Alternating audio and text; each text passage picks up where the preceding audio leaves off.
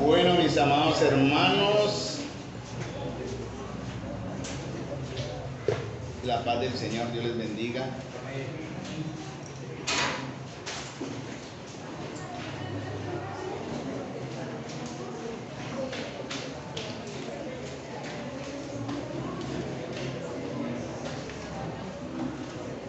Bueno, como estamos en esta mañana para presentar la palabra de Dios, yo sí les pido el favor que estén atentos entonces a la palabra del Señor. Realmente el enfoque, ustedes se van a dar cuenta a través de mi compartir con ustedes cuál va a ser el enfoque y el objetivo realmente. Vamos a ir a 1 Timoteo capítulo 2, versículo 13 al 15, porque el mensaje de hoy que el Señor me dio en mi corazón, puso en mi corazón a raíz de algunas situaciones muy personales que están sucediendo en la vida de algunas de las hermanas de aquí en la congregación.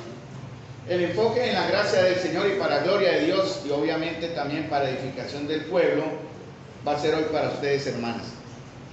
No, nada tiene que ver con el diálogo de pronto el hermano se va a enfocar en nosotros por algo. No, porque el Señor está guiando. Hay una serie de circunstancias. Hemos estado hablando en los últimos sábados cuando hablamos de Tito capítulo 2 y cuando hablamos de las condiciones de las siervas o diáconas o diaconisas, más bien sea la palabra correcta, que apoyarán a sus esposos en un ministerio, en una labor ya más pública y más participativa.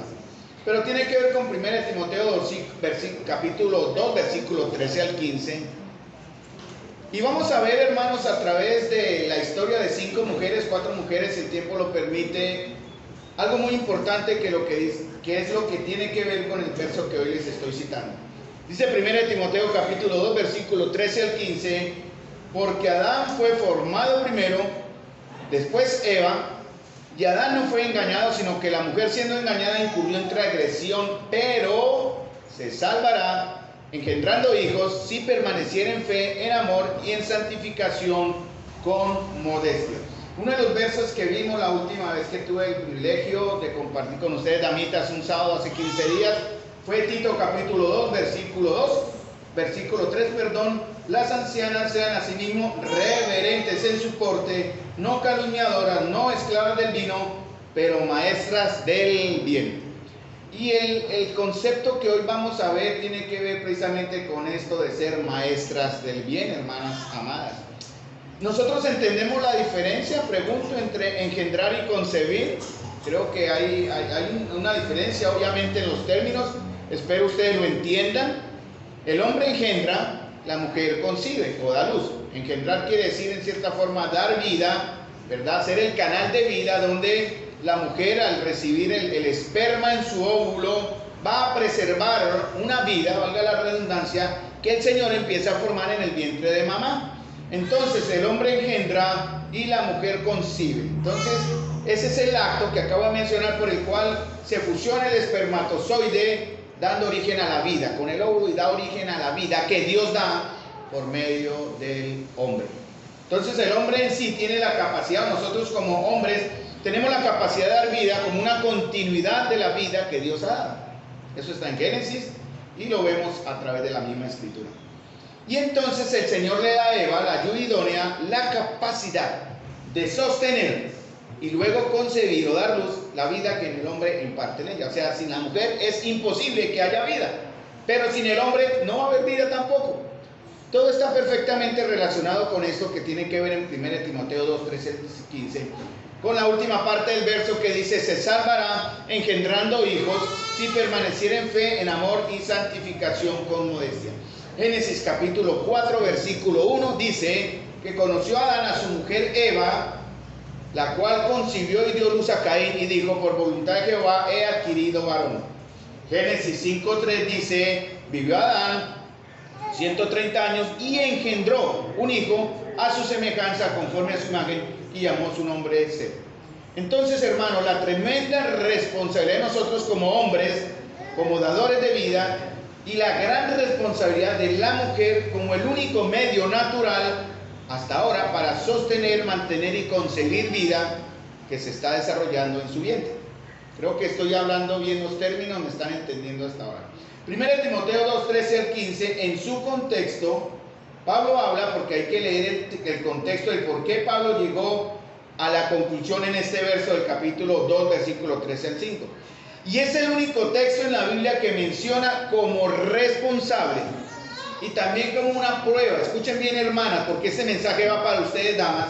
Como dije al principio, en virtud de unas situaciones muy particulares que nos hemos dado cuenta, que hemos visto y que ya tal vez algunos también, perdonen la redundancia también, ya saben en algunas de ustedes. Pero esto es con amor que les estoy en realidad compartiendo esto, porque tiene que ver con aquellas que hoy son madres. Y este mensaje también va dirigido a ustedes, mamás. Pero no excluye a las demás damas solteras o viudas o que ya no tienen hijos a su cargo, de la responsabilidad que tienen delante del Señor y en la congregación de engendrar, como dice el verso 15 y 16 de 2 de Timoteo. Se salvará engendrando hijos si permaneciera en fe, en amor, en santificación y en modestia. Entonces, vamos a ver esto. Les pido el favor me entiendan en dos conceptos para que ustedes puedan comprender la aplicación. La responsabilidad de las mujeres de la congregación acá y madres de confirmar su salvación engendrando hijos. ¿Y cómo es posible esto? Ya lo veremos.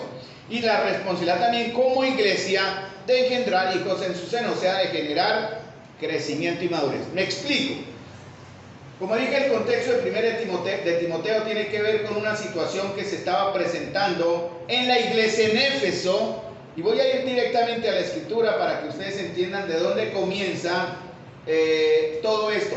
Capítulo 2, versículo 9 en adelante, de 9 hasta el verso 15, ¿no?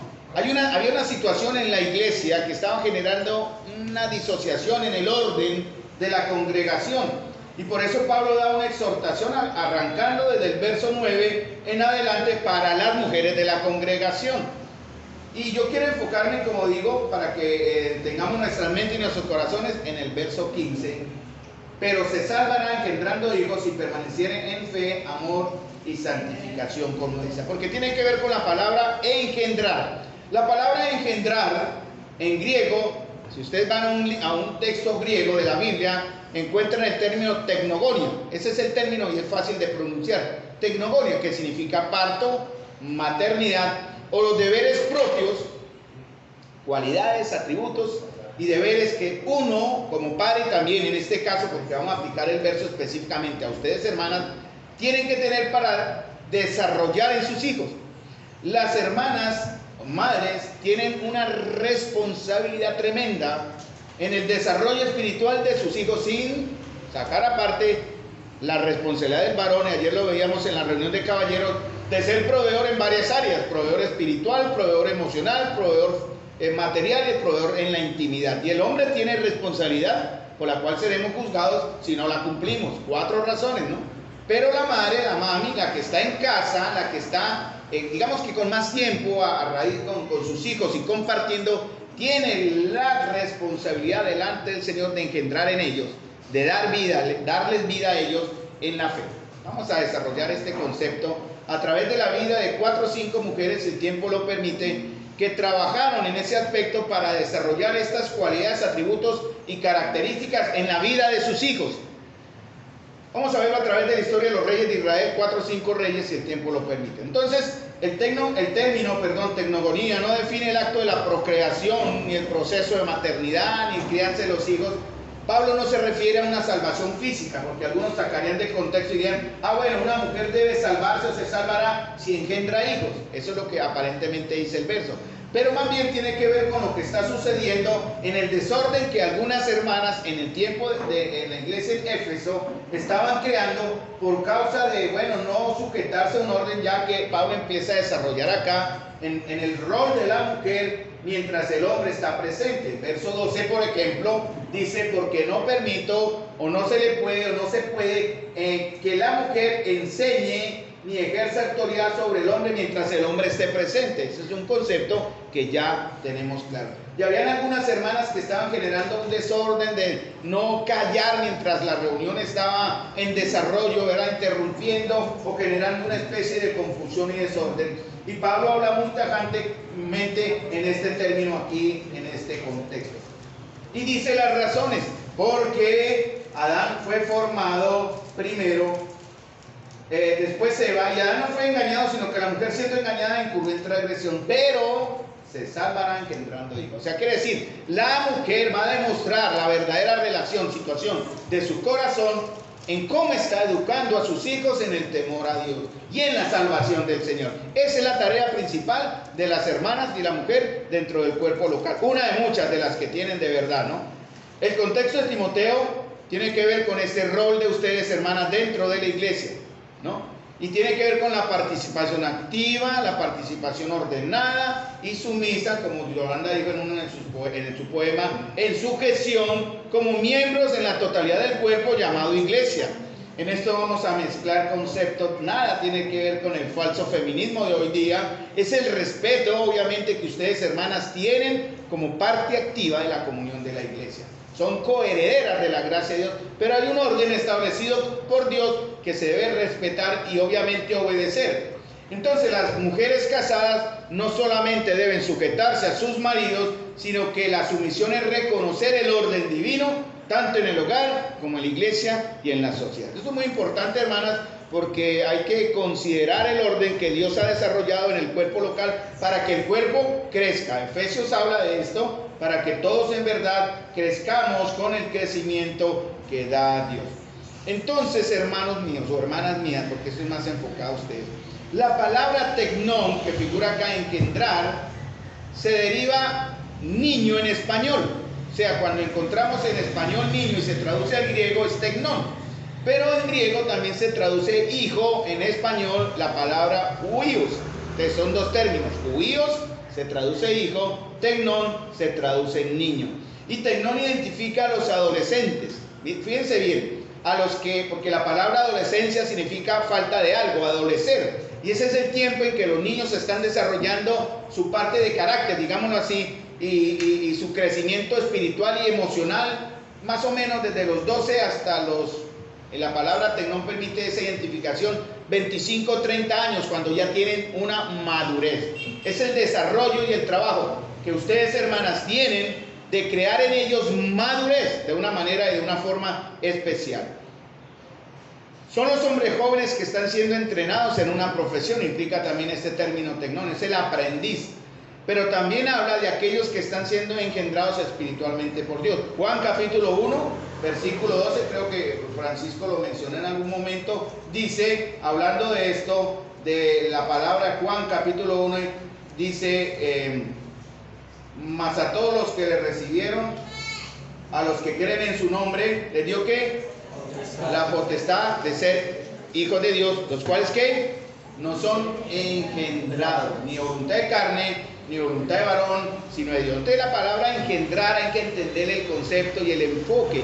Engendrar, cuando se usa este concepto en la salvación, es llevar a salvación, hermanas.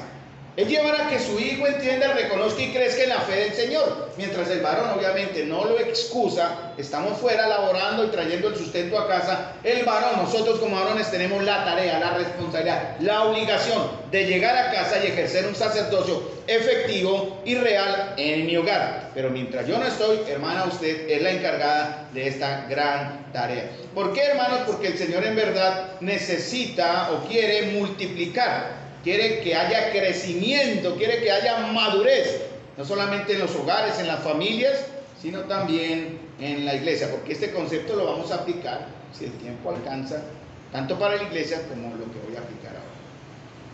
Vamos a ver paralelamente unas vidas, hermanos, para enseñar la responsabilidad de ustedes, hermanas, en la iglesia de engendrar hijos. Y si me están entendiendo ya, engendrar no solamente es darles a la vida, la luz, como madres que son, como en el caso de los que están por nacer y los que han nacido, como Samuel, que ya está ahí presente con nosotros. Él ha nacido y la tarea de Jenny es educarlo a él mientras está en casa en la fe del Señor. ¿De qué manera? Vamos a ver en unos ejemplos que yo hice como un paralelo para poder entender la aplicación en la vida de 4 o 5 reyes que tuvieron una buena relación con sus madres, pero que al final, porque eso es lo triste de esta historia, ellos decidieron, sí o no, seguir al Señor. Eso es lo triste a veces, hermanos, porque cuando nuestros hijos no están andando en los caminos del Señor, uno se cuestiona, ¿en qué fallé? ¿En qué pequé? ¿Cuál fue mi error? Y bueno, hermano, eso es de una manera muy particular y muy personal para cada uno, de una manera o de una forma diferente. Vamos a Segunda de Reyes, capítulo 12, versículo 1 y versículo 2. Vamos a ver la historia de 4 o 5 reyes, pero lo interesante es que en esta historia que está en Reyes y está en Crónicas, es la vida de los reyes de Judá, donde se menciona a su mamá.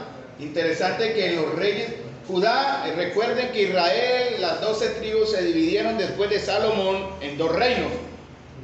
Uno era el reino del norte, cuya capital era Samaria.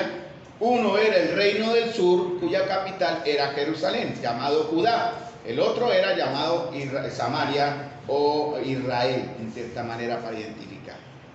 Los reyes de Israel, los que ocuparon la parte norte, cuya capital era Samaria, fueron todos reyes malos, perversos, abominables. En cambio, en Judá, los de la zona sur, los que tenían por capital Jerusalén, fue una mezcla de reyes buenos y reyes malos. Vamos a ver la historia para no alargar mucho en esto, pero vamos a usar el significado del nombre para dar la enseñanza. No quiero con esto descontextualizar ni forzar la escritura, pero yo sé que está ahí en la verdad por algo. ¿Por qué se menciona? Por ejemplo, Segunda de Reyes 12, 1 y 2, dice, en el 7º año de Jehú comenzó a reinar Joás, ¿cierto? Y reinó 40 años en Jerusalén.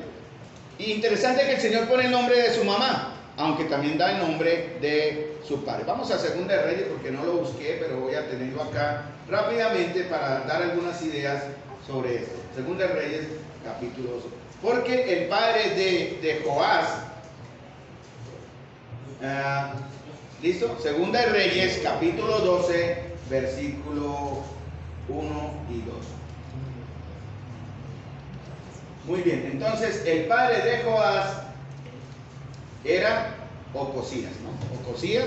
Dice, en el 7º año de Jehú comenzó a reinar Joás y reinó 40 años en Jerusalén. El nombre de su madre fue Sibia de Berseba.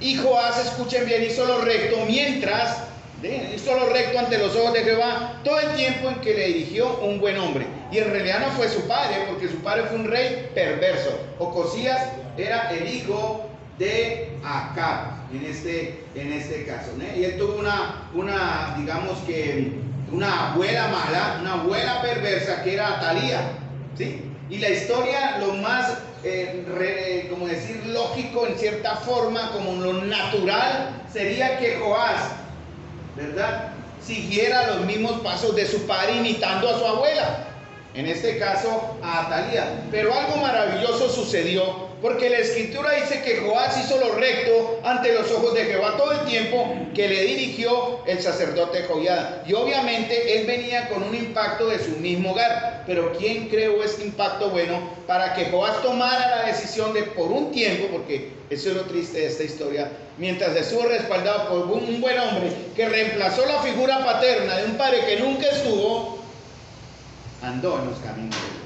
¿Cuántos no queremos que nuestros hijos anden en los caminos del Señor? Por eso estamos en esta mañana acá, para crear en ellos, aún en la temprana edad, como en el caso de Samuel, que aún no entiende, pero está recibiendo una influencia beneficiosa y agradable delante del Señor para salvación.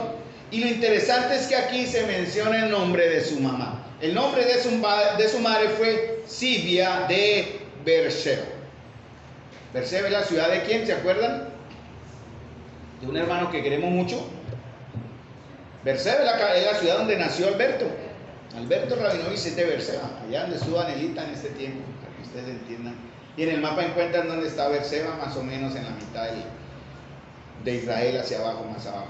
Bueno, pero lo interesante es que miren lo que el nombre significa, porque a través del nombre vamos a sacar una enseñanza. Sibia significa preciosa y graciosa gacela. El nombre de su madre fue Sibia, que significa preciosa y graciosa gacela. Pero vamos a hacer una comparación en Cantares, capítulo 4, verso 5, porque hay un cómo ahí que me permite como extender la enseñanza, y es el siguiente. En Cantares, capítulo 4, versículo 5, se compara a los pechos de la mujer amada como un animalito, ¿verdad? Como una gacela. Vamos a ir a Cantares, capítulo 4, versículo 5. Si un hermano lo tiene, me ayuda, porque de igual manera yo ya agarré acá, pero si un hermano lo tiene, tienen que estar atentos a la escritura. Pero dice Santiago capítulo 4, versículo 5, tus pechos como gemelos de gacela que se apacientan entre lirios. Entonces se está haciendo una comparación. Se comparan los pechos de la mujer amada de aquí, el Cantar de los Cantares de Salomón, como si fueran una preciosa gacela. Y vamos como para equilibrarlo, para dar una enseñanza, fue el efecto que causó Sibia en la vida de su hijo. ¿Qué significa entonces? Porque en el español, cuando se usa el comparativo, como se comparan dos cosas que dan una enseñanza, ¿no? Entonces, por eso hay que tener mucho en cuenta esta gramática para poder entender. Algo interesante, hermanos, es que en hebreo, pecho, para tener la idea de lo que significa también Sibia, en la comparación que hace, significa Shad. En hebreo, pecho significa Shad. Shad es una contracción de uno de los nombres de Dios. El nombre de uno de los nombres de Dios es El Shaddai. Significa poderoso, todopoderoso, y Shaddai significa el que sustenta, el que nutre o el que satisface. En realidad el nombre sería El Shaddai, el todopoderoso, que nutre, que sustenta o que satisface. Y de ahí podemos sacar una enseñanza para aplicarlo a la vida de este rey, que fue bueno hasta cierto punto, el rey Joás, que fue enseñado por su madre Sibia. ¿Qué significa esto, hermanos, de sustentar, de satisfacer y de nutrir? Y yo lo apliqué para enseñarlo, para aplicarlo a lo que estamos entonces enfocando hoy. Al unir estos significados, las dos palabras se componen. Tenemos entonces a el Todopoderoso, que sacia, que da o que lacta, porque tiene que ver con el término de pecho. Por tanto, el Shaddai es Dios que nos bendice por encima de toda vida que tengamos. Hay una aplicación acá muy interesante, hermanos. ¿Quién es el que sustenta? ¿Quién es el que alimenta? Según la palabra del Señor. Dios, pero ¿por medio de quién?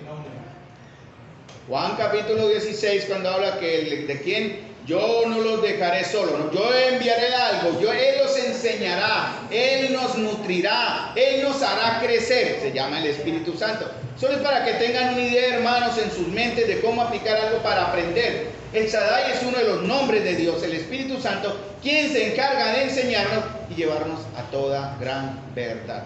Esto se llama en la Biblia ¿cómo? Cuando el Espíritu de Dios nos enseña, cuando usted abre la palabra de Dios y aprende, ¿qué aprende del Señor? En la Biblia se llama doctrina, es la enseñanza correcta. Por eso muchos pueden decir que están en la doctrina. ¿Cómo sabe usted, que está en la doctrina? Si yo citara a Satanás acá, él va a decir que está en la doctrina. Claro, él conoce la Biblia. Si yo citara a un falso maestro y lo invitara acá, le dijera, díganos, ¿usted está en la doctrina, buena doctrina, bien en la doctrina real? Él va a decir, sí, yo estoy en la doctrina real. Pero ¿cómo saben ustedes que yo estoy enseñando la doctrina verdadera? ¿Cómo saben ustedes que aquí se está enseñando la verdad en la doctrina? Tienen la palabra de Dios en sus manos, hermanos. La responsabilidad de nosotros y de todos es lo que ustedes aprenden acá. Tienen que estar anotando, tienen que estar guardando en sus mentes para ir a su casa y mirar si verdaderamente lo que se enseña aquí es real. Y en el caso de Sibia, tuvo que ver con esto. Ella le enseñó a su hijo, para hacer una aplicación que valga la enseñanza, ella le dio a su hijo, lo amamantó con la verdad de Dios. Joás comenzó a reinar desde los 7 años, ¿cierto? Y dice, y fue dirigido por un gran hombre. Él no tuvo una figura paterna. Muchos de nosotros no hemos tenido figuras paternas y hemos crecido de una manera disfuncional y torcida. Por eso es bueno que los padres, y es necesario que los padres estemos siempre presentes en la educación y en el crecimiento de nuestros hijos, para guiarlos en el temor y en la honra al Señor. Pero la tarea más importante, en que se le dedica más tiempo y lugar, es la de ustedes, hermanas, en su casa, enseñando a sus hijos en la verdad de Dios. Desafortunadamente, hermanos, en la historia de Segunda de Reyes, Joás se desvió miserablemente. ¿Qué sucedió acá, hermanos? porque pasó algo muy tremendo. Cuando murió el sacerdote Joiada, que lo respaldó, que lo enseñó, recuerden que él fue guardado de la muerte, porque Atalía lo iba a matar y él lo escondió. El sacerdote lo protegió y desde los 7 años lo cuidó, lo entregó para que fuese protegido. Él, cuando murió su padre Ocosías, él sube al reino, y sin embargo cuando muere Joiada, él olvidó, hermanos, lo que se le había sido enseñada.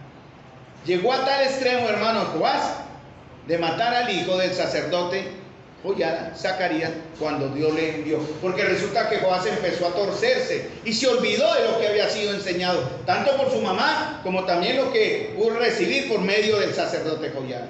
Pero cuando Dios mandó al sacerdote Zacarías, vaya y llámele la atención al rey, él lo mató.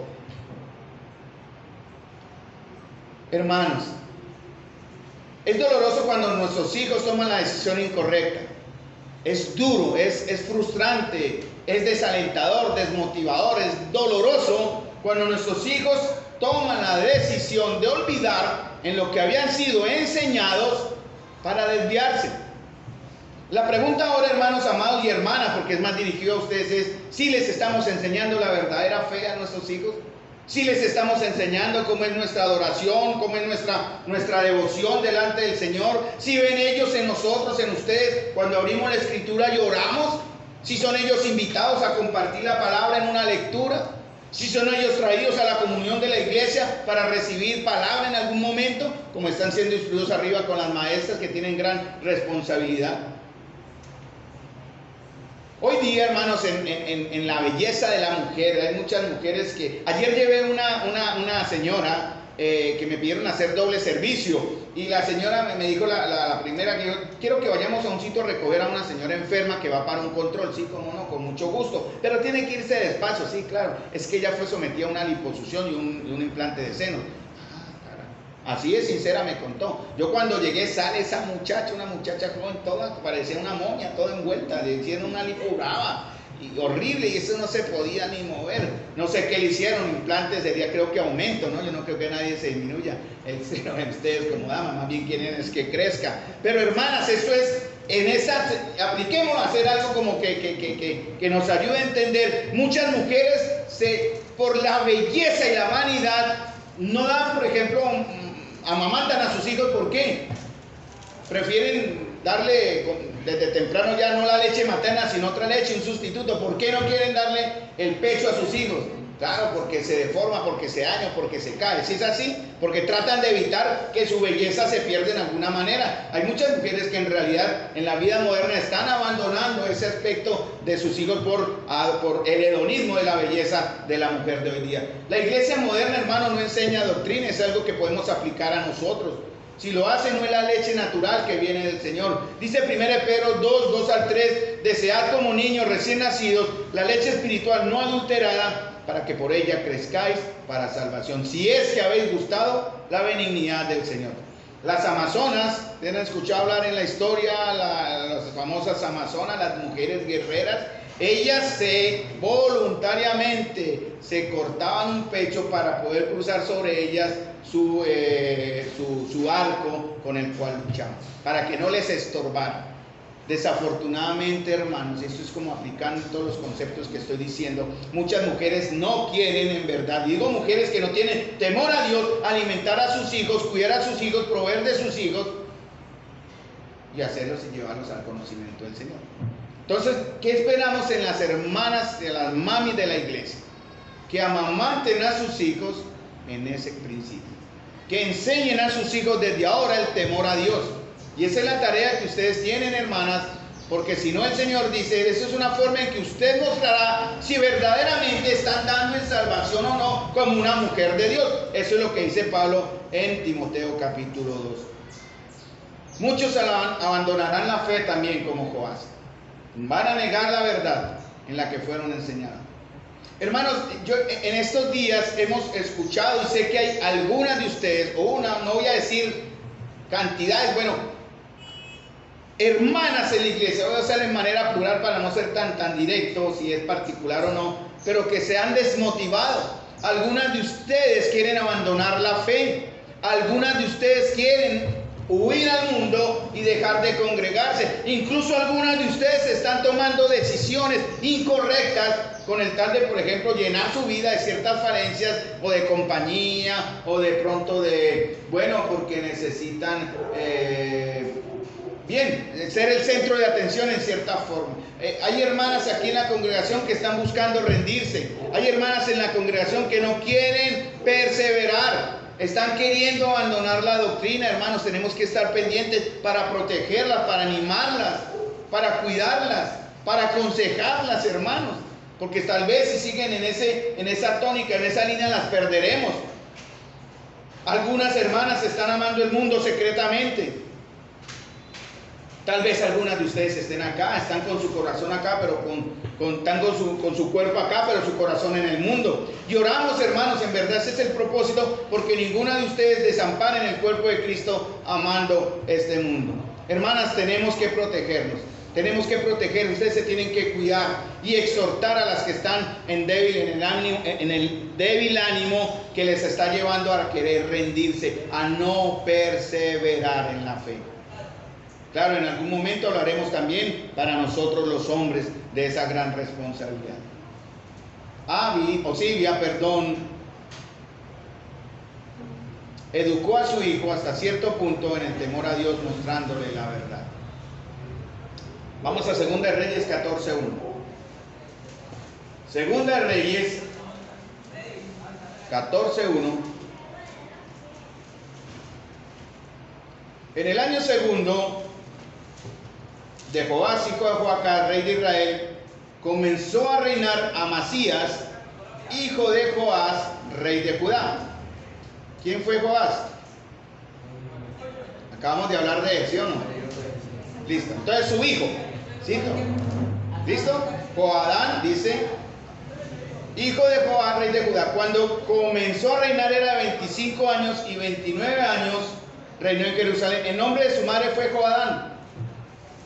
El nombre de Joadán significa deleite. Joadán de Jerusalén.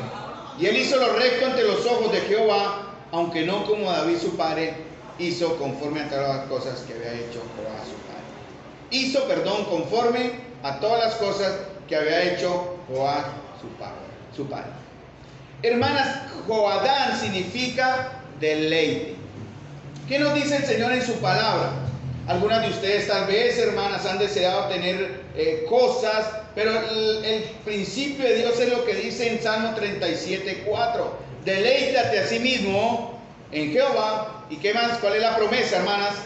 Él te concederá las peticiones de su corazón. El deseo natural de toda mujer obviamente es concebir y dar a luz, tener hijos. Ese es como el plan, el deseo normal. Pero si usted es una mujer, y lo aplico de una manera muy personal, de los casos que conocemos, que no puede concebir, ponga su deleite. Este es un consejo también en general y en particular. Pongamos, hermanas, o pongan ustedes su deleite en el Señor. Conocemos un caso muy específico, como el caso de Ana. Ana, ¿se acuerdan? Primera de Samuel, que no podía concebir.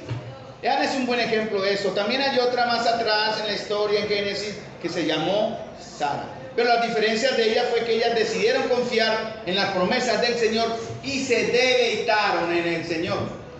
Joadán trató de vivir en el deleite que representa su nombre. Recuerden que estamos haciendo una comparación de cómo su nombre pudo aplicarse entonces a la vida también de sus hijos. Seguramente no fue perfecta en todo, pero esto será lo que seguramente también reflejaremos en nuestros hijos. Yo les quiero hacer una pregunta, amadas hermanas o hermanos padres que estamos aquí presentes. ¿Cómo describirían mis hijos, o cómo me describirían mis hijos, o sus hijos se lo describirían a ustedes, si alguien les preguntara qué somos o cómo somos como padres? ¿Qué concepto darían sus hijos? ¿Qué piensan ustedes? ¿Darán el mejor concepto? ¿Darán el peor concepto? ¿O no darán un concepto? ¿Qué pueden decir sus hijos? Podemos verlo cuando nuestros jóvenes se deleitan. Y yo vi en la reunión, y hay que tener mucho cuidado, padres, seamos responsables, madres, seamos responsables de cuando lleguemos a la comunión, cerrar celulares, apagar celulares, quítenle los celulares. He visto chicos concentrados en el celular, porque el deleite de ellos está más que en el celular que en el culto. ¿cierto? Se deleitan más en el juego, en el computador, que en la lectura saludable y transformadora de la misma palabra de Dios. Amasías, ¿verdad? El rey, el hijo de Joás, cuya mamá se llamaba Joadán de Leite, fue bondadoso y misericordioso con quienes mataron a su padre. Miren lo que él hizo en 2 Reyes 14:6. No mató a los hijos de los que le dieron muerte, hablando de los que mataron a su padre, porque su padre murió de una manera fea, conforme a lo que está escrito en el libro de la ley de Moisés, donde Jehová mandó diciendo: no matarán a los padres por los hijos, ni los hijos por los padres, sino que cada uno morirá por su propio pecado. Hermanos, claro, nuestros hijos serán responsables. Ellos tomarán su decisión, pero es lo que nosotros queremos. Queremos que ellos tomen la decisión incorrecta por Cristo, ¿no? Realmente estamos acá para prepararnos. Ayer hablamos de eso, ¿se acuerdan, caballeros? En la reunión, cuando hablamos del concepto de que los varones deben gobernar bien su casa y que sepan ordenar su casa. Hablando de los hijos también. Damos gracias al Señor, por ejemplo, en el caso de Jonathan, que tiene sus hijos aún en formación, tiene un gran privilegio de poder corregir lo deficiente y lo que nosotros en error ya cometimos y no podemos echar atrás.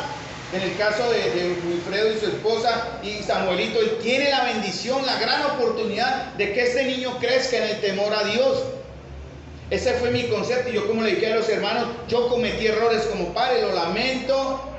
Me iré a la tumba con ese dolor y esa vergüenza, hermanos. Quiero recordarles también que he sido perdonado por el Señor, pero humanamente llevo en mi corazón la carga de no haber sido el mejor de los padres cuando mi hijo me necesitó. Una de las cosas que en algunas charlas así, todas sinceras, me decía que era porque yo me enfoqué, yo olvidé en cierta manera ser esa figura paterna delante de él mientras yo estaba concentrado aquí abajo en las cosas de la iglesia. No por culpar a nadie, fue no supe hacerlo en verdad. Y yo lastimé a mi hijo por eso. Él tomó una decisión y yo espero que él vuelva a los caminos de Dios en su momento. Y oro fervientemente por eso. Gracias a Dios mi hija está andando rectamente, pero él no. Sin embargo, él me decía: papá, usted amó más a los de abajo que a mí. Haberme amado a mí. Eso me dolió cuando él lo dijo, obviamente, porque expresó una verdad. Yo no le enseñé a mi hijo, en cierta forma, a deleitarse en el Señor. No lo guié a deleitarse en Dios. Aunque él tomó su decisión, y espero en el Señor que él tenga misericordia y lo lleve a salvación. Pero los que están acá, madres, ustedes que tienen a sus hijos aún, ¿cómo están sus hijos? ¿Cómo están llenando la vida de sus hijos? Padres, varones y madres que están acá presentes, ¿cómo están llenando la vida de sus hijos? Cuando Amasías perdió su deleite en el Señor, dice en 2 Crónicas 25:14, comenzó a adorar los ídolos de los hijos de Seir. Los adoró y les puso incienso. Miren lo que hizo Amasías. Perdió su deleite en el Señor y comenzó a adorar otros ídolos. Está en 2 Crónicas 25:14. Y dice algo duro, hermanos. Por eso Dios cegó su entendimiento para entregarlo en manos de sus enemigos. Una cosa que yo oro como Job: Señor, guarda a mi hijo de cualquier decisión que lo lleve a que tú, Señor, traigas sobre él un castigo. Que traiga sobre él o sobre los chicos que están acá el castigo de la muerte por haberse desviado de sus caminos. Pero ¿quiénes somos primeramente los culpables? Nosotros. Debemos, hermanos, ser una iglesia que se deleite en el Señor. Debemos tener una oración verdadera, sincera y fructífera, como en el caso de Ana. ¿Dónde encontró Ana al Señor, hermanos? ¿Dónde estaba ella adorando? O en realidad buscando respuesta a su necesidad. Porque Dios quiso, se la dio. Y si no se le hubiera dado, ¿cuál hubiera sido la respuesta de Ana? Pues lo normal era que se hubiera seguido deleitándose en el Señor. ¿Dónde se encontraba Ana cuando pidió? En el templo, ¿no? ¿Verdad? ¿Dónde se encontró Ana con el Señor? En Silo, donde estaba el arca y la presencia de Dios. ¿Dónde adoró Ana? En Silo, donde estaba la presencia de Dios. ¿Dónde encontró Ana paz en medio de su amargura? En Silo, donde estaba la presencia de Dios. Ana y todos nosotros debemos confiar también de igual manera en los tiempos de Dios. Recuerden, hermanos y hermanas, que la voluntad de Dios es buena, agradable y perfecta. Y muchos de ustedes no quieren aceptarlo, no lo reciben, no lo aceptan en su corazón, porque en verdad lo que quieren es hacer su voluntad y no entender la voluntad de Dios. Y olvidan, hermanos, que la voluntad de Dios es buena, siempre buena, porque Él es bueno. Y Él es agradable, quiere decir, le traerá a usted deleite. Y también será perfecta, porque el Señor a los que aman, todas las cosas le son para mí. Un hombre al que Pablo exaltó, y dice algo de la vida de este joven. Dice en 2 de Timoteo 1:15, cómo obtuvo Timoteo su fe. Y Pablo dice una gran verdad, trayendo a la memoria la fe no fingida que hay en ti, la cual habitó primero en tu abuela Loida y en tu madre Eunice, y estoy seguro que en ti también. Por medio de su abuela, por medio de su madre, Timoteo adquirió la fe. Entonces también hay tarea para ¿quiénes? Para las abuelas, ¿no? Y hay tarea para las madres, y hay tarea para las tías, y hay tarea para todos los que conforman una familia. Están, por ejemplo, en el caso de Samuelito, a quien va a tener para que estén orando por él, a sus primas, ¿verdad? A sus tías, bueno, ¿cierto? A sus padres y a nosotros como iglesia. Y cuando llegue el niño de Jennifer, la niña de Jennifer, también lo mismo. Y cuando llegue el niño de Yuri, también. Y cuando lleguen nuestros nietos, cuando llegue mi nieto, cuando sea el momento, entonces también. Esa será mi tarea. Y desde ahora, por fe, yo pido al Señor por el bebé que traerá la vida de mi hija cuando sea el momento. Hermanos, tenemos que prepararnos para encontrar deleite en el Señor, como iglesia y como en el caso de Joadán, para enseñar a nuestros hijos a deleitarse en Dios. Vamos a 2 de Reyes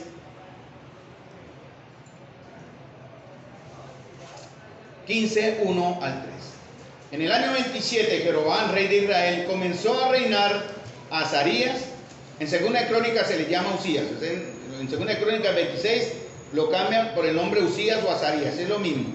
Hijo de Amasías, rey de Judá. ¿Sí? Entonces, Amasías, acabamos de hablar de él, ¿verdad? La abuela de Azarías era entonces, ¿quién? Joadán. Vamos, va en relación, ¿cierto? Y dice entonces la historia, dice aquí la palabra, cuando comenzó a reinar era de 16 años y 52 años, reinó en Jerusalén. El nombre de su madre fue Jecolías de Jerusalén. E hizo lo recto ante los ojos de Jehová, conforme a todas las cosas que su padre Amasías había hecho, mientras buscó al Señor, porque él después también se desvía. Segunda de Crónicas 26:5 dice, y persistió en buscar a Dios en los días de Zacarías, entendido en visiones de Dios, y en estos días en que buscó a Jehová, él le prosperó. Fíjense en lo que enseña la palabra, hermanos. Cuando estamos deleitándonos en el Señor, ¿qué obtenemos? ¿Qué dice el Salmo 37? Usted es una promesa. Cuando nos deleitamos en el Señor, ¿qué obtenemos? Salmo 37, deleítate a sí mismo en el Señor. Repítanlo. Y Él te concederá, es una promesa, las peticiones de tu corazón. Pero hay que deleitarse primero, amadas hermanas. Y aquí dice en la palabra del Señor también, lo que vimos en 2 Crónicas 26:5, dice, en los días en que Él buscó a Jehová, Él le prosperó. Eso también es una verdad que se puede aplicar a un principio. Cuando busquemos al Señor, Él va a traer bendición de muchas formas. ¿Qué significa Jecolías? La palabra, el nombre Jecolías, que era el nombre de la mamá de Azarías o Usías, significa Jehová establece. Jehová es firme. Jehová ha podido. Y puso a su hijo Usías. Eso es lo que significa el nombre Usías. Jehová es mi fuerza. Los nombres significan mucho, hay que también entenderlos cuando se los damos a nuestros hijos, ¿no? Ojalá poder entender que ojalá en lo que se pudiera, ellos reflejaran lo que sus nombres dicen. Él comenzó a reinar a los 16 años y fue educado como joven en el temor de Dios. ¿Qué dice Proverbios 22:6, hermanos? Instruye al niño en su camino y aun cuando fuere viejo, no se apartará de él. Entonces, hermanos, la mamá, la labor de las madres mayormente es enseñar. e instruir a sus hijos a medida que crecen. ¿Y cómo son enseñados? ¿Cómo se enseñan ellos? Por el ejemplo, por lo que ven. Por lo que ven. Nosotros aprendemos más fácilmente por lo que vemos, más por lo que oímos.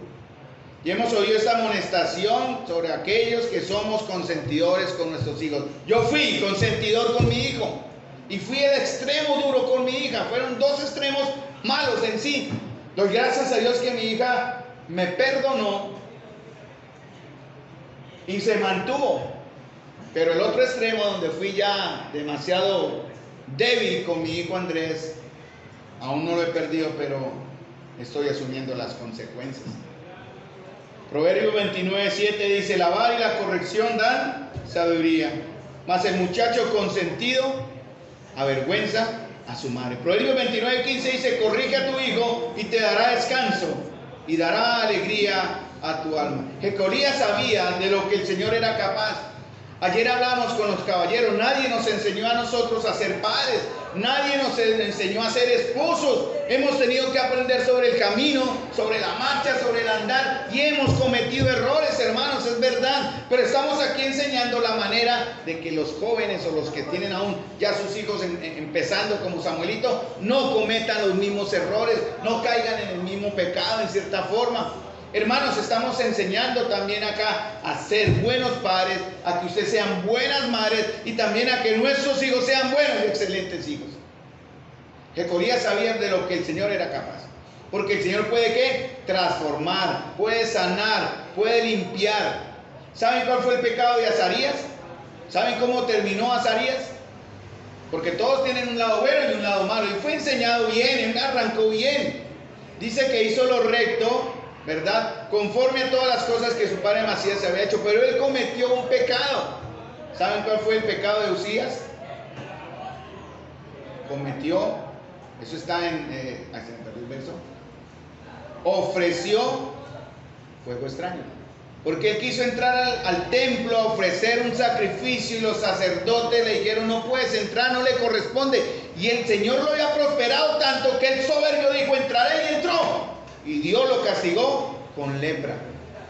Toda su vida fue un leproso. ¿Se imaginan cómo fue entonces la reacción de por qué cuando se dio cuenta del error que había cometido salió otra vez corriendo? Se dejó llevar por su impulso y por su carne y su orgullo y su soberbia. Pero era o fue demasiado tarde cuando el Señor le castigó. Es posible que eso pase con nuestros hijos. ¿Saben a veces por qué el Señor no actúa tan rápido como quisiéramos? Porque nosotros oramos mucho por ellos. Señor, protégelo. Señor, guárdalo. No, hermanos, a veces hay que soltar. Señor, castígalo. Señor, te lo entrego, Señor. Señor, tómalo. Porque el Señor también escucha mi oración. Yo como padre oro por eso. Pero estoy aprendiendo a soltar, hermano. Señor, toma tu lugar. Señor, aplica tu juicio, Señor. No permita que su nombre sea avergonzado, Señor. No permita que su nombre sea insultado por causa de mi propio hijo. Y si tú has de castigar con el castigo que quieras, Señor, lo aceptaré. Y debemos en esa forma entender la voluntad del Señor. Dios es capaz, hermanos, también de tomarlo destrozado por el pecado y el error y hacer de esto una buena vasija.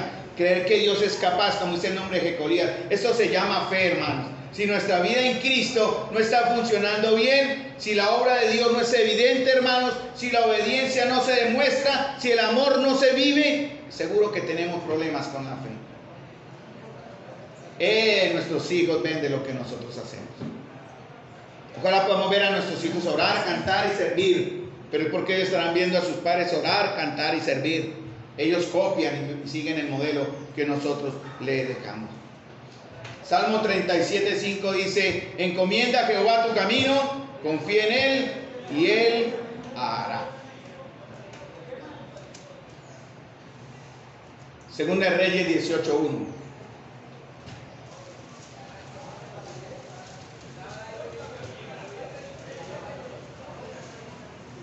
En el año tercero de Oseas, hijo de Ela, rey de Israel, comenzó a reinar Ezequías, hijo de Acaz, rey de Judá. Cuando comenzó a reinar era 25 años y reinó en Jerusalén 29 años. Y el nombre de su madre fue Abi, hija de Zacarías. E hizo lo recto ante los ojos de Jehová conforme a todas las cosas que había hecho David, su padre. De Ezequías hablamos hace 2 domingos. Y a través de la educación que recibió de su mamá, llamada Abi, él decide seguir al Señor. Y él inició uno de los grandes avivamientos en la historia del pueblo de Judá, el reino de Judá, ¿verdad? Él restauró el templo, ¿verdad? Él restauró los sacrificios, él limpió de ídolos al pueblo que entró a gobernar. Y todo fue también gracias a la labor educativa de su mamá en su casa. ¿Cómo se llama su mamá? Dice Abi. ¿Y Abi qué significa? Bueno, en Segunda de Reyes 18:1 dice el nombre de su madre fue Abi, hija de Zacarías. Pero en Segunda de Crónicas, en la misma historia, se le llama Abías a la mamá. Abías significa Dios es mi padre. De ahí surge el término de Abba en griego. Abba en griego es padre también. Y es como el ejemplo que podemos tomar acá, ¿no? Abi es el femenino de la palabra padre en hebreo. Abba, padre. Abba es padre en hebreo. La tarea de Abi, el femenino, es guiar a su hijo para enseñarle qué o mostrarle qué. Que Dios es su padre. ¿Saben una cosa, hermanos? Yo cuando comencé en la fe, yo tenía el concepto de Dios como padre, así como había visto a mi padre ser conmigo. Y yo luché con eso. Por años luché con eso, porque mi padre no fue un buen padre conmigo. Ya lo perdonaba, mi viejo lo amo y lo adoro. Pero él no fue el padre que yo necesité. Y yo tenía un concepto de Dios igual. Así era Dios para mí. Y la tarea de Abi en este concepto, en esta comparación que es aplicable, fue enseñarle a Ezequías que Dios sí era el padre que él necesitaba. La tarea de Abi fue guiar a este hijo, a Ezequías, a conocer al verdadero padre, porque su padre terrenal, Acaz, fue malo y perverso. Fue un rey malo. No tuvo una buena imagen, no tuvo una buena ejemplo de su papá. Yo sé que aquí han habido hermanos que me han contado que en su juventud fueron abusados, ¿verdad? O sufrieron abuso de parte de algún familiar. Pero el abuso no es solamente los toques indebidos o incorrectos, que puede ser abuso sexual. Aquí hay hermanos que han sufrido abuso sexual. Pero también hay hermanos, como en el caso mío, que en cierta forma fue un abuso emocional, ¿verdad? Hay diferentes clases de abuso. Y por eso tenemos una imagen de Dios, en un concepto lo teníamos diferente. Yo lo tuve así hasta que Él me enseñó verdaderamente cuál era su relación conmigo como padre e hijo.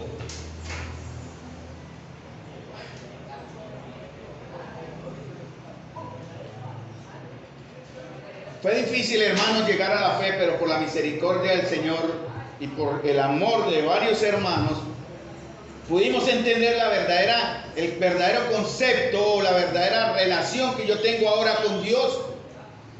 ¿Qué dice la Escritura en Hebreos capítulo 12? Que Dios al que ama, corrige. A veces uno no quiere ser corregido porque piensa que eso es un acto de no amor. Pero Dios me ama, Dios me corrige.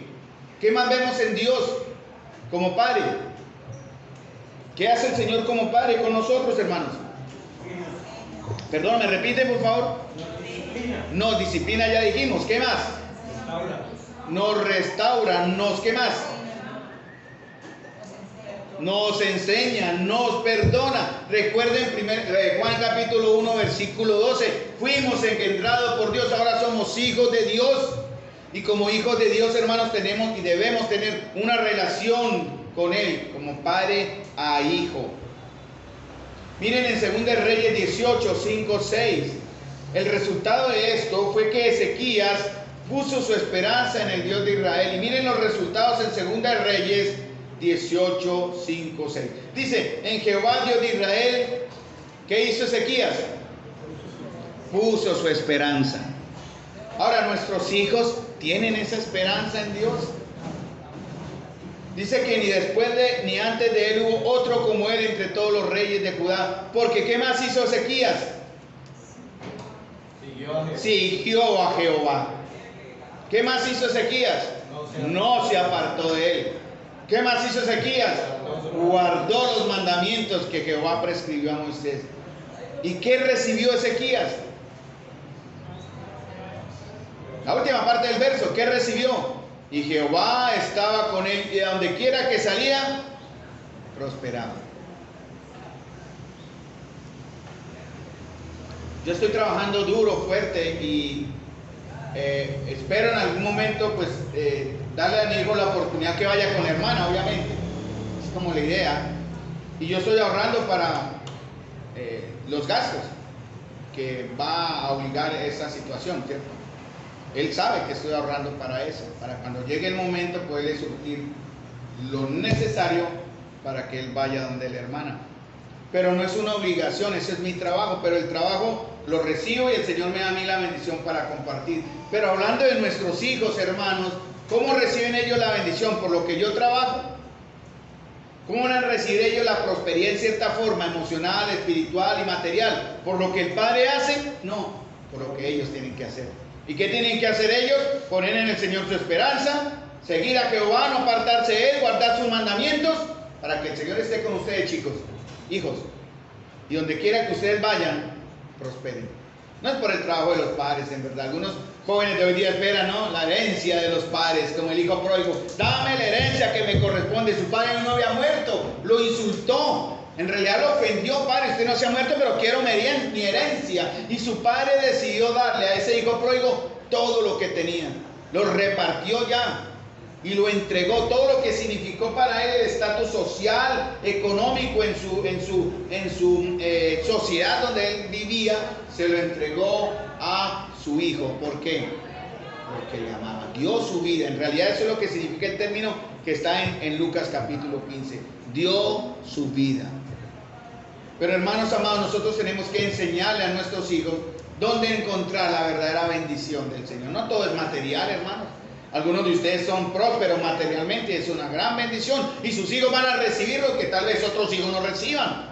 Pero eso no es el punto en esto. Ellos tienen que aprender que recibirán del Señor, directamente del Señor, la bendición y la comunión, la esperanza por la obediencia. 1 Samuel 2:30. Por eso, hermanos, como iglesia debemos buscar la aprobación del Señor. 1 Samuel 2:30 dice: Jehová, por tanto, Jehová, el Dios de Israel, dice: yo había dicho de tu casa, que tu casa y la casa de tu padre andarían delante de mí perpetuamente. Y fíjense este verso, esta parte del verso: mas ahora ha dicho Jehová, nunca yo tal haga, porque yo honraré a los que me honran, y los que me desprecian serán tenidos en poco. Hermanas, ustedes deben enseñar a sus hijos ¿a qué? A honrar al Señor. Para los que me honran, dice, ¿sí?, sean honrados por el Señor. 1 Samuel 2:30. Para que cuando ustedes enseñen a sus hijos a honrar al Señor, Él los honra a ustedes, a sus hijos. Pero no que sean de los que lo desprecian para ser tenidos en poco por el mismo Señor, perdón.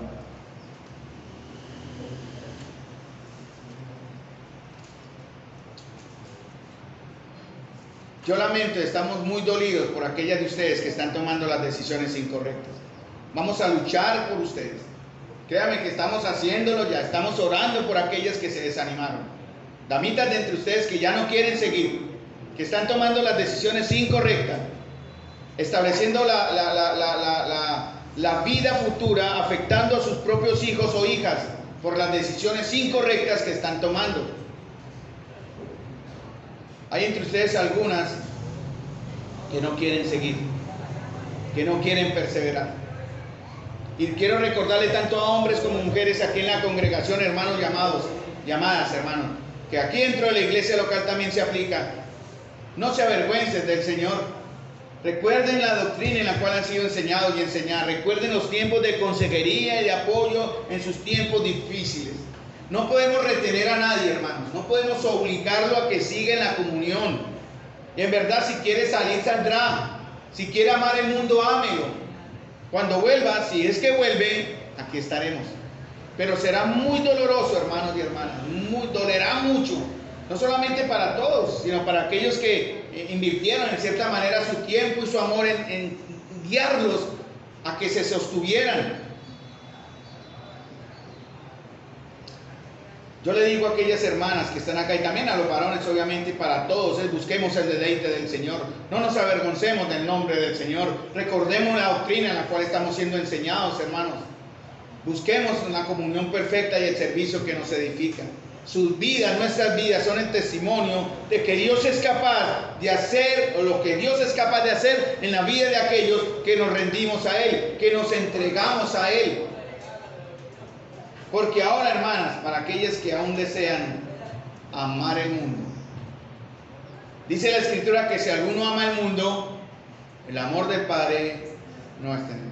Le voy a decir una verdad que espero se aplique cuando usted tome la decisión. Que aún así, en cierta forma, usted sigue siendo la hija de Dios. ¿Cierto? Mi hijo se puede cambiar el nombre, se puede cambiar la nacionalidad, se puede cambiar la piel, color de piel que ya puede. Se puede cambiar lo que quiera y no dejará de ser mi hijo. Sin embargo, hay una doctrina en la Biblia que se llama la doctrina de la perseverancia de los santos. Que quiere decir que si usted está acá, si usted permanece acá, si usted sigue acá hasta la venida del Señor y más allá, porque usted es salvo.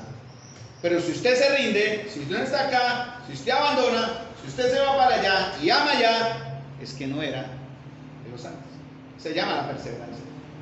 Y en 1 Juan habla también eso, cuando dice que salieron de nosotros, pero no eran de nosotros.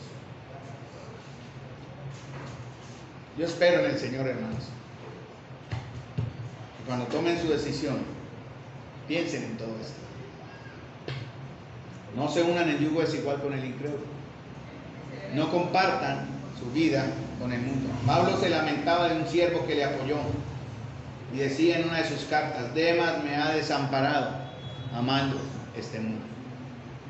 Luego a Dios que las damitas, las damas que están en esta condición, también se aplica a los hombres obviamente, pero el tema era más enfocado en ustedes como madres que deben generar en sus hijos la vida del Señor, a que no abandonen la fe, hermanos, que no se rindan, que busquen del Señor, busquen consejería, busquen ayuda, busquen apoyo.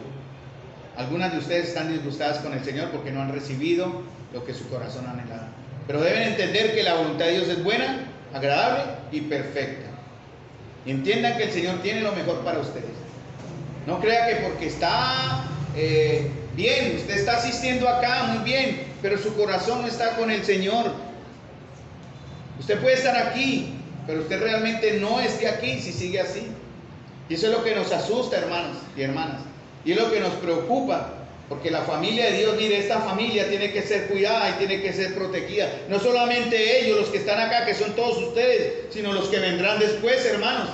Porque tenemos que ser edificados y crecer. Y cada uno de ustedes aquí en cierta manera, por darles ilustración de lo que significa el tablero con las fotos, se comprometió a nutrir este cuerpo llamado iglesia. Usted se comprometió delante del Señor a que este grupo, a que esta iglesia, que esta comunión y esta localidad creciera para la gloria del Señor, hermanos. Y debemos empezar con nuestros hijos y seguirá con nuestros hijos.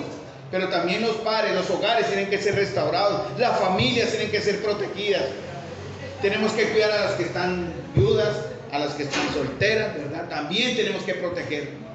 Hermanos, no olviden que somos un cuerpo y en el cuerpo del Señor todos tenemos que protegernos los unos a los otros. Eso no es tarea solamente de Carlos o de David. Estamos acá para enseñar palabra, pero la responsabilidad de cuidarlos unos a otros es de todos nosotros, hermanos.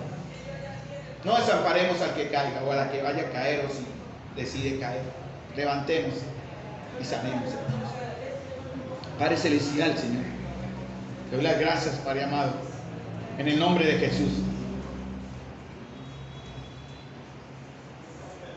Porque tu voluntad es buena, agradable y perfecta, Señor. Te doy gracias, Señor, porque realmente tú amas, Señor, esta comunión de santos, Señor.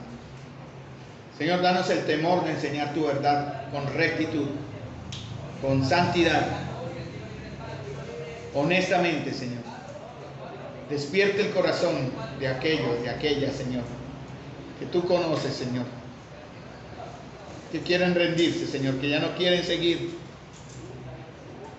que están amando, Señor, enfocadas, Señor, de manera incorrecta, en llenar un vacío que solo tú puedes llenar, Señor.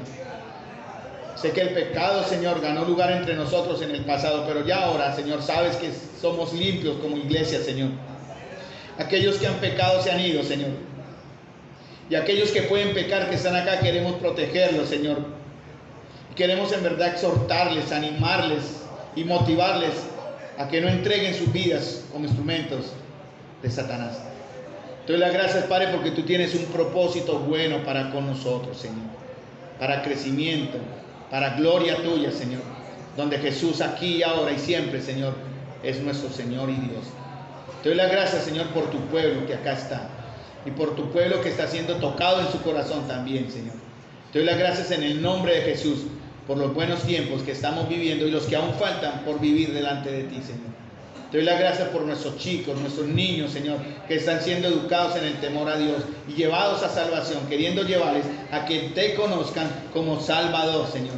No como miembros solamente o participantes de una iglesia o de una comunión, sino que en verdad, Señor, sean chicos, jóvenes, guiados por sus madres, engendrados en la fe, para que así, Señor, sean la generación que cuide esta comunión cuando los viejos ya no estemos. Te pido estas cosas, Señor, en el nombre de Jesús. Amén.